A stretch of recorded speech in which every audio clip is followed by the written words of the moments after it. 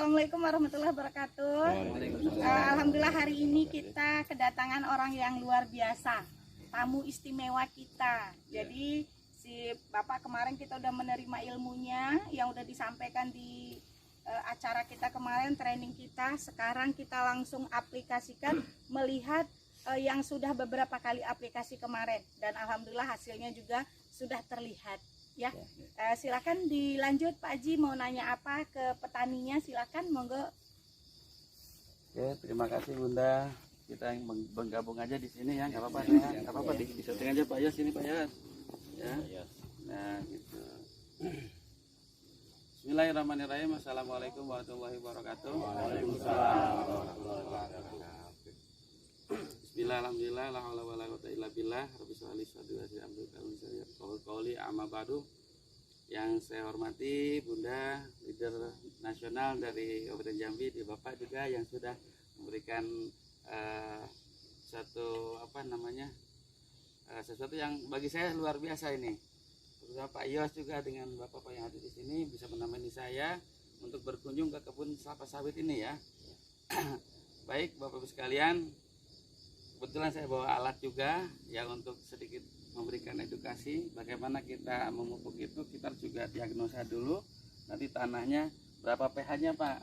Soalnya kan tanah itu apapun tanamannya itu butuh subur ya, butuh subur. Nah kalau sudah subur, insya Allah tanaman akan sehat nantinya, otomatis panennya akan bagus ya. Nah tentunya di sini kita juga punya produk andalan ya. Kebetulan saya bawa namanya pupuk eco farming ya. Pupuk eco farming ini pupuk yang sudah dikeluarkan oleh PT BES ya, sudah lama. Bentar, saya keluarkan dulu. Nah ini, nah pupuk eco farming ini ya adalah pupuk yang sangat luar biasa, memiliki kandungan yang lengkap, 13 macam unsur ada di sini. Ya, artinya ini berlaku untuk semua tanaman, mulai dari tanaman sawit seperti ini, mungkin tanaman durian, masuk tanaman-tanaman musiman pun bisa. Dan yang lebih penting lagi, jadi eco farming ini fungsi utamanya bagaimana memperbaiki kesuburan ya, Mengembalikan unsur hara tanah. iya betul, karena media tanam itu bagian daripada perkembangan dan pertumbuhan dari tanaman itu menjadi akan lebih baik ya. Seringkali mohon maaf Bapak Ibu sekalian, petani itu melupakan tanah kadang-kadang ya, artinya tanah itu diabaikan lah seolah-olah. Nah kita mulai dari kita mengenal eco farming, insya Allah tanah akan kita perbaiki pelan-pelan tapi pasti ya. Makanya di sini untuk dosis ya, alhamdulillah untuk tanaman tahunan seperti ini rata-rata kalau kita hitung per pohon itu ketemunya di angka 60 mili ya, karena ini kan nanti dilarutkan ke dalam 1 liter. 1 liter ini contoh yang sudah dilarutkan. Ini kemudian setengah ya Pak ya, setengahnya. Nah ini setengah liter, seperempat liter barangkali, seperempat liter.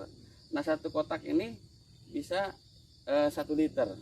Nah untuk kebutuhan pupuk kelapa sawit ini, terutama ke sasaran lahan, itu butuh kita hitung per pohon ya. Kalau per hektar itu rata-rata 6 cub atau 6 liter. 6 liter ini. Nah, 6 liter ini dibagi dengan jumlah pohon ya. Kalau kita asumsikan dalam 1 hektar itu ada sekitar 100 atau 120 ya, variasi tergantung jarak. Ini kalau lihat jarak terlalu dekat ini Pak, maaf nih. Terlalu dekat ini. Jadi tajuk dengan tajuk itu nggak boleh saling bertemu sebetulnya. Terus matahari juga kurang. Ini mempengaruhi produksi nantinya Pak. Jadi saya sudah pelajari bahwa yang ideal itu rata-rata antara 9 sampai 10 meter jarak antar tanaman ini. Nah kita asumsikan 10 aja ya, kita supaya gampang menghitung. Jadi 1 hektar itu dengan hitungan jarak 10 kali 10 akan ketemu pohonnya ada 100. Nah artinya kalau kita larutkan ini tadi kebutuhan untuk perbaikan lahan adalah 6 liter atau 6000 mili, kita bagi 100 berarti per pohon adalah 60 mili. Itu untuk dasar ya. Itu diberikan secara baik bisa disiramkan ya ke pohonnya atau kita buatkan lubang biopori dengan nih tentang ada tim ahlinya membuat biopori ini Pak Yas ya. Siap Pak Yas ya. Nah ini udah siapkan larutannya. Jadi untuk tanaman seperti ini ya, mohon maaf nih, emang sawit itu memiliki umur yang panjang, kurang lebih sekitar 30 tahunan. Kalau lebih dari 30 tahun itu ya bukan tidak bisa berbuah, cuman mungkin efisiensinya yang kurang. Pertama terlalu tinggi ya kan. Ini aja umurnya kurang lebih berapa Pak? Ada berapa nih umurnya? 12 tahun. Ini masih tengah-tengah lah ya kan. Dan biasanya sawit itu umur 4 tahun baru bisa mengimbangi dari biaya dan hasilnya biasanya. Nah kalau di bawah 4 tahun ya mungkin masih belum normal lah istilahnya. Buahnya itu biasanya kan per bulan atau per tahunnya bisa dihitung. Kalau per pohon itu Pak yang bagus itu 12 sampai 14 ya. Itu kan per tahunnya, per pohon hitungnya. Bukan per areal Pak. Kita bicara sawit sebetulnya bicara efisiensi. Makanya perusahaan-perusahaan nggak mungkin kalau dia itu menawarkan pupuk ketika kita tidak punya data efisiensinya sulit untuk diterima. Apalagi mohon maaf nih, di perkebunan sawit itu bisa satu blok itu bisa 4.000 hektar Pak. Bisa dibayangkan kalau kita mau melakukan pemupukan itu berapa orang yang harus terlibat di situ. Nah oke, kita memang nggak bicara secara korporat, kita bicara secara dengan petani saja Pak ya. Bapak namanya siapa? Ar-Rahman. Ar-Rahman. Alhamdulillah Pak. Kita di sini ingin membuktikan bahwa pupuk eco farming ini bisa memberikan solusi buat Bapak Rahman yang selama ini mungkin sudah melakukan pemupukan berapa kali Pak? 4 kali ya. 5 ya. Nah 5 kali. Nah dalam pemupukan ini, dalam khususnya tanaman kelapa sawit yang sudah minimalnya itu 4 tahun ke atas Pak, saya anjurkan gunakan sistem biopori. Nah untuk penyemprotan ke dahan karena terlalu tinggi ini udah 11 tahun ya sebetulnya kalau mau dipraktekkan sistem injek Pak. Jadi nanti di batang ini dibon karena dibon ya kurang lebih kedalaman sekitar 20 sentian sampai ketemu kayu batangnya. Nanti tinggal dituangkan begini. Nah, tapi nggak apa-apa ya kalau bor terlalu sulit karena alatnya kita nggak sedia, kita juga mempraktekkan tentang bagaimana memupuk secara untuk lahan. Dan kalau seandainya misalnya kita kesulitan untuk memupuk dengan di atas ya, artinya dengan daun, boleh semuanya ke tanah aja. Jadi yang tadi 6 tub untuk tanah, nanti yang buat 15 hari sekalinya itu bisa juga ke tanah. Kalau memungkinkan juga bisa ke batang. Sebetulnya nanti yang untuk 15 hari itu untuk ke injeksi sebetulnya. Tapi kadang-kadang ya kita kan kesulitan alat dan sebagainya. Nah makanya apapun pemupukannya yang menjadi dasar utama itu adalah bagaimana pupuk itu bisa diserap oleh akar. Dan akar itu bekerja aktif 24 jam. Beda dengan daun Pak. Daun itu hanya waktunya 7 sampai 10 saja. Nah makanya sasaran utama untuk pemupukan di sini adalah akar dari tanaman itu sendiri. Oke, Bapak sekalian. Bisa tanya sedikit? Oh boleh Pak. Biar petani kita lebih paham Pak ya. Ya. Nah, seperti yang pernah Bapak sampaikan kepada kami waktu kemarin pelatihan, Iya. bahwasanya pemakaian pupuk kimia itu memiliki dampak yang buruk bagi bata petani. Iya. Kita sudah diberitahu pemakaian pupuk organik akan mengembalikan unsur hariannya. Iya. Jadi sekali lagi kami mohon ditegaskan supaya Bapak petani kita juga bisa paham Iya. apa dampak terburuk kalau petani memakai pupuk kimia secara terus-menerus. Dan apa pula dampak baiknya pemakaian pupuk eco farming yang akan kita aplikasikan. Demikian, Pak. Ya, Pak. Namanya siapa Bapak siapa? Bapak Zulkifli Pak. Zulkifli dari mana? Medan. Dari Medan Pak. Masya Allah. Ya, terima kasih Pak. Ini pertanyaan yang sering bermuncul ya di setiap acara, ya pasti suka dimunculkan pertanyaan berikut. Mengenai pupuk kimia, Bapak Ibu sekalian, memang itu adalah model pupuk yang dibuat buatan. Yang namanya unsur hara di alam itu sudah ada. Cuman kadang-kadang kita butuh sesuatu konsentrasi atau suatu dosis yang tinggi. Ibaratnya kalau obat mah ada obat herbal, ada obat medis, ya kan? Seperti itu Pak. Jadi kimia itu dia membuat satu senyawa yang bisa mengikat unsur hara di alam dan dibuat dosis yang disesuaikan. Kan biasanya kalau di pabrikan pupuk kimia itu ada misalnya contoh ya Pak ya, ada yang kandungannya 14, ada yang 16, ada yang 17, mungkin ada yang sampai 20 pun ada. Bahkan ada sistem tunggal, ada yang mix ya. Artinya ada yang udah campur NPK dan sebagainya. Cuman di sini saya tekankan untuk penggunaan pupuk kimia ini dari tahun ke tahun itu akan memberi dampak kepada lahan terutama. Karena residu dari kimia itu dikit terus akan tertumpuk di tanah dan akan menjadi keras tanahnya. Dan otomatis kalau udah keras, porositas tanah termasuk juga perakaran akan sedikit banyak terganggu Pak. Jadi dampak buruknya jelas itu merusak tanah. Terus juga secara daya tahan terhadap tanaman dengan pupuk kimia itu lebih rentan lah terhadap hama. Makanya mohon maaf ya, saya tidak memberikan satu ini ya. Petani, mau petani kebun maupun sawah dan sebagainya, semakin banyak pupuk yang digunakan, hama tidak pernah akan terputus. Gitu kan? Terus-terusan. Tapi insya Allah kalau dengan alami, setidaknya ya alami itu ada efek repelen. Seperti eco farming ini bisa menjawab. Dan kalau dilakukan terus-menerus, ini menjadi sebuah jawaban kita maintenance alam. Artinya merawat lahan kita terus akan tetap subur. Jadi artinya bukan berarti kalau kita sudah pakai ini selesai, lalu nggak dirawat ya, nggak gitu juga. Tetap kita gunakan ini. Karena di tanah itu selalu direpres, artinya diperbaharui terus. Sebab ketika tanah itu subur, terus tanaman tumbuh sehat, berbuah, hasilnya dipanen, habislah energi di bawah di tanah. Perlu kita tambah lagi supply. Nah itu yang dikatakan secara siklus itu akan dilakukan maintenance atau istilah perawatan tanah yang sudah subur tetap menjadi akan lebih subur terus.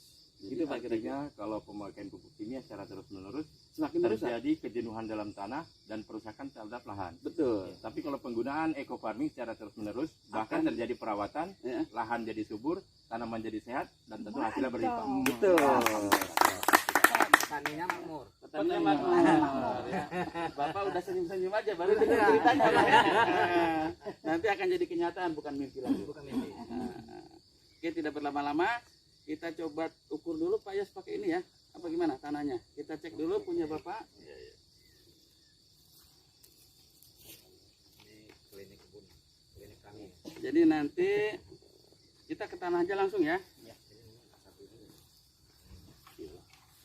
Bismillahirrahmanirrahim.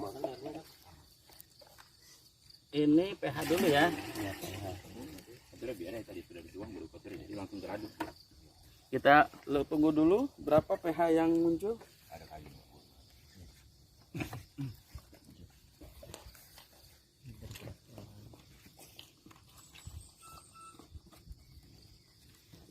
Sudah berhenti? Cukup ya. Ya alhamdulillah pH-nya masih dianggap normal 7 ya. 7 ya. Ya. Terus kita lihat kesuburannya. Ya. Wah, man. Suburannya juga alhamdulillah sudah tidak terlalu buruk, tidak terlalu jelek gitu ya. Tidak terlalu ini sedang lah, ideal ya. Ya, oke. Ini fakta ya, bukan dongeng. Iya.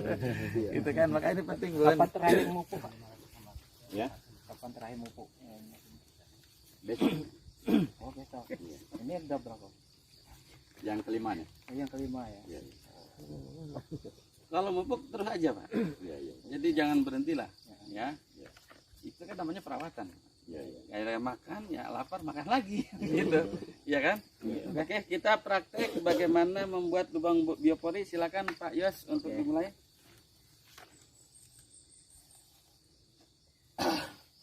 Enak sarapan kayaknya. Ya, didatangkan dari Kerinci loh.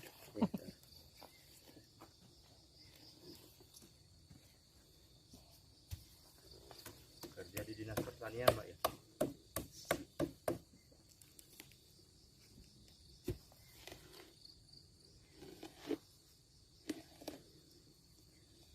Lubang biopori ini selain berfungsi untuk memupuk ya, juga jadi resapan air Bun. Jadi resapan air sehingga air tuh nggak mudah tergenang dia masuk. Baik. Nah, nanti buang oke. Oke. Tadi berapa meter? Berapa senti Pak? Kurang lebih? Ini kurang lebih Coba 50, Pak. masukin dulu Pak. Ya, Berapa ini. kira lebih? 50, Pak. 50 ya, alhamdulillah cukup lah. Nah, ini lubang biopori sudah siap, sudah dibuat. Nah, untuk memperkaya bahasanya ya, supaya ini kedalaman ini cukup 50, terus di dalamnya kita akan buat composting atau sebut komposisasi. Bisa ditambahkan di sini adalah bahan-bahan organik ya, seperti sampah ataupun mungkin bekas apa ini? Bekas pandan ya. Pandan ya. Silakan nanti bisa dimasukkan Pak Yos itunya. Iya. Ya, dimasukkan. Nah, Ini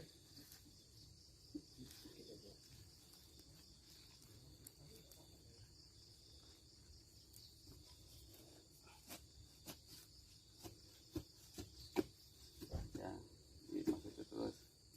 Cukup lah ya. Dan Kita siapkan untuk larutannya. Bapak, maka silakan kita siapkan larutannya. Kita larutkan ini yang sudah jadi biang, kurang lebih sekitar 200 mili ya Pak ya, kurang lebih ya. 200 mili. Nah, kita larutkan.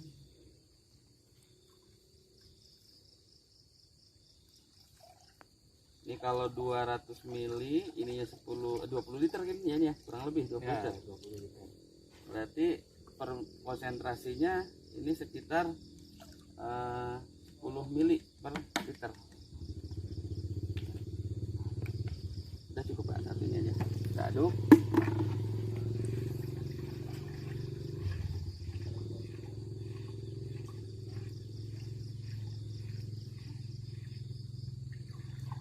Nanti sisanya buat tanaman yang lain aja Pak ya. Ini kan ini cukupnya cuma paling berapa gayung. Sudah saya siapkan, ini di ember ini ada bahan organik ya, yang juga akan menyempurnakan proses dalam biopori itu, kompostingnya akan semakin bagus. Mana ada sampah organik, ada bahan organik, termasuk ini sebagai biostarternya atau bioaktivatornya. Di sini bakterinya banyak Pak. Nah, insya Allah nanti tanah akan lebih subur lagi karena di sini akan terjadi pabrik pupuk seakan-akan dibuat pabrik dalam tanah. Oke, kita praktekkan saja langsung. Ya, Pak Yos silakan dicampurkan dengan ininya ke sini dulu. Diambil di sini Pak Yos. Maaf. Ini berapa? 1 liter ya? 1 liter ya. Jangan, Pak. Berarti kita butuh 1,5 berarti 6 liter Pak. 6 liter. Ya.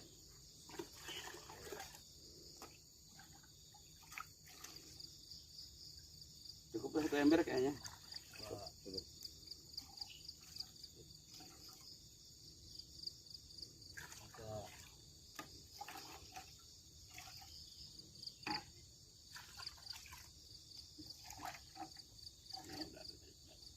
Ya, udah pas 5, 6 ya. 1 lagi. 6. Oke, terima kasih Pak Yos. Kita langsung aja ke masing-masing lubangnya kita siramkan. Bapak sambil melihat Pak, jadi nanti Bapak kesananya tinggal sendiri. Ya, bicara prakteknya dulu Pak. 1,5 liter Pak Yos. Nah, 1 liter ya. Ya. Nanti gue menyerap setengah.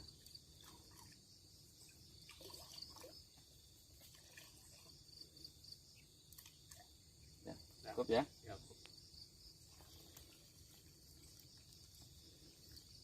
Ya, tinggal lubang yang lainnya Pak nanti. Ini kita Ya, tutup tutup aja tadi dulu. ya, pakai. Jadi dirapikan lah ya setelah ini Pak ya, nanti tutup lagi supaya lebih aman. Biar dia meresap Pak ya. Ya, meresap itu.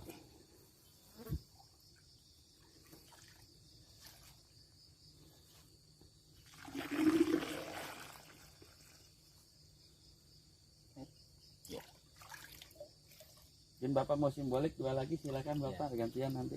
Ya. Belakangnya biar Bapak juga nih. Ya, silakan Pak. Ini.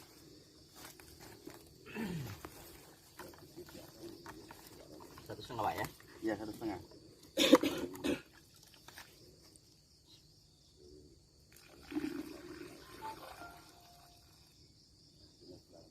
Setengah Pak. Lagi itu 600. Nanti Pak, dikit lagi ya. Oh. Nah, Pak ya. ya. Ah ya Pak.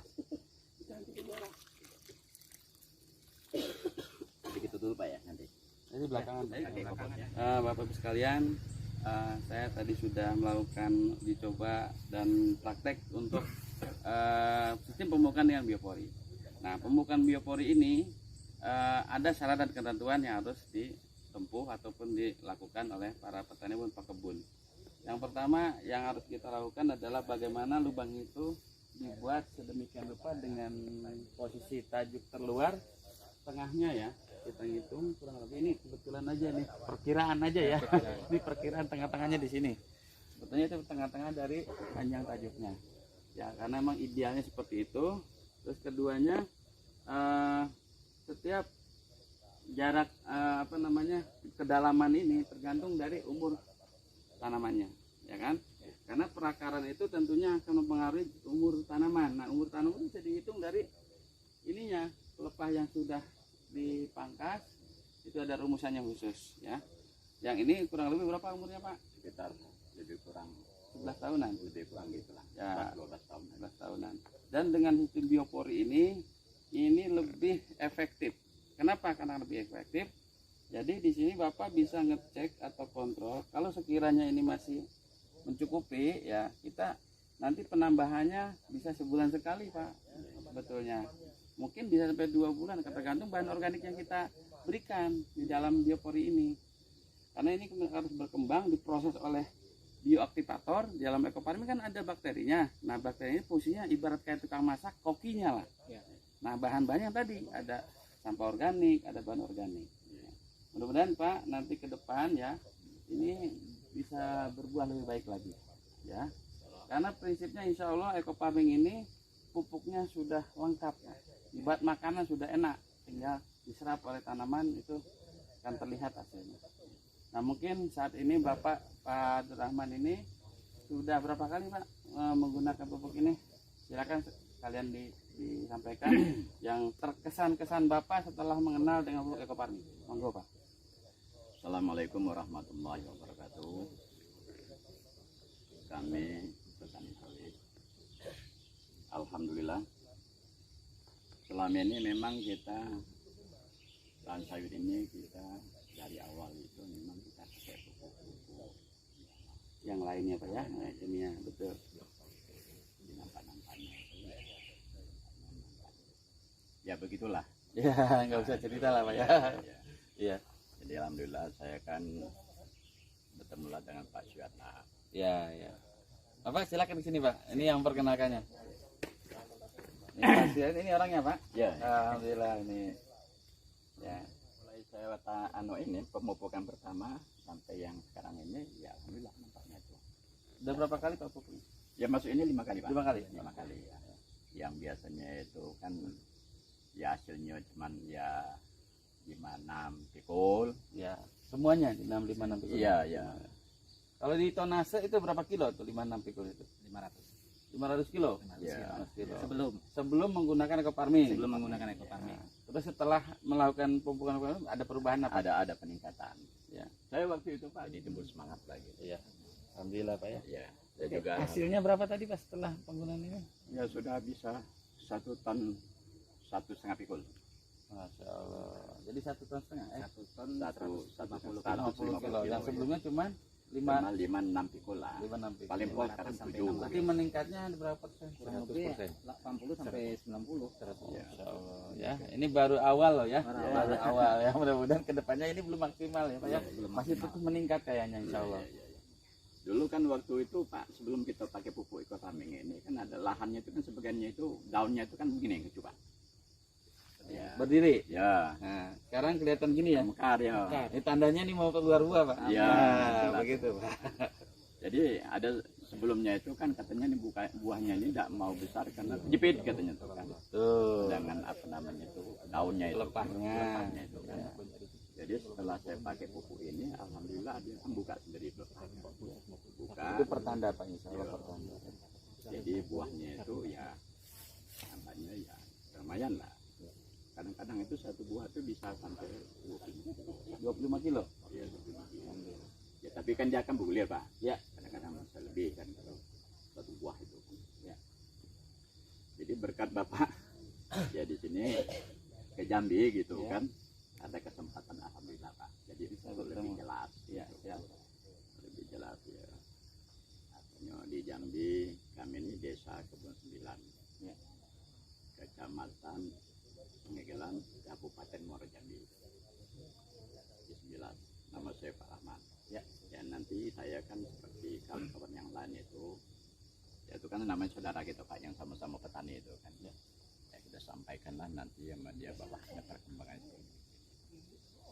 Sebab kita mikirkan jangkanya jangka panjang, ya, bukan jangka pendek. Ya. Jadi supaya petani itu kerja keras biar ada hasil.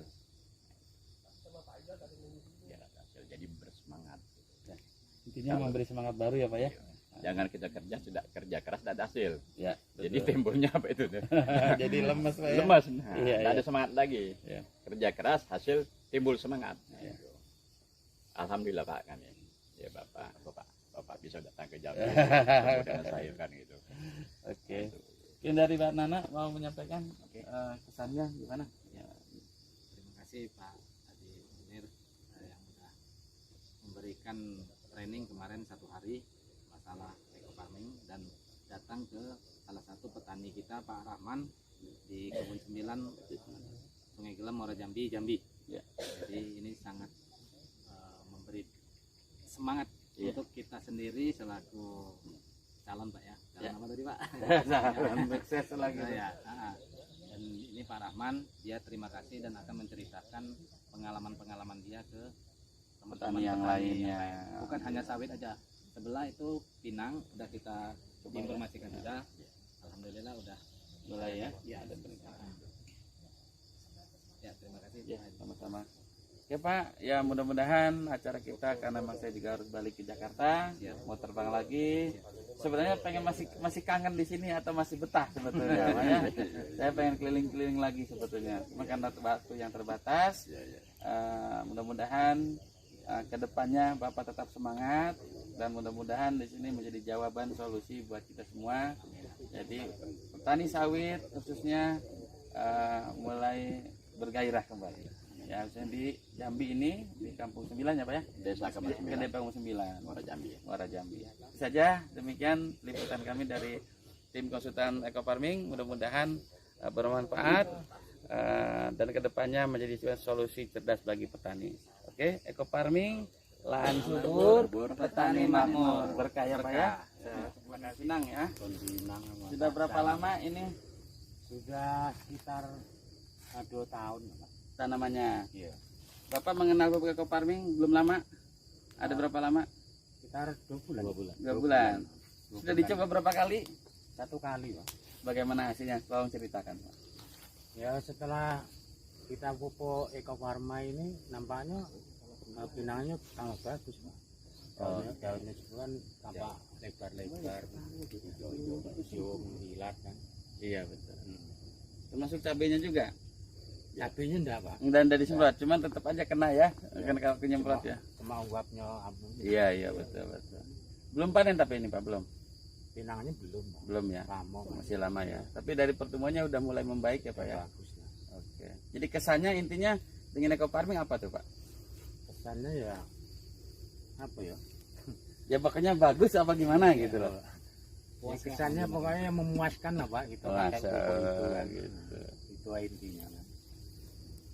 Inginnya petani bisa subur. Nah gitu Pak ya, kedepannya mudah-mudahan. Namanya Bapak siapa tadi? Pak Gunawan Pak. Pak Gunawan, tadi Pak Abdurrahman. Mudah-mudahan nih bertetanggaan ya antara kebun pinang dengan kebun sawit. Dan dua-duanya sudah menggunakan Eco Farming dan mudah-mudahan kedepannya terus gunakan Eco Farming Pak. Insya Allah Pak ya. Karena intinya Eco Farming itu bisa menjadikan lahan akan terus subur, jika tanaman akan sehat Pak, insya Allah. Iya. Ya.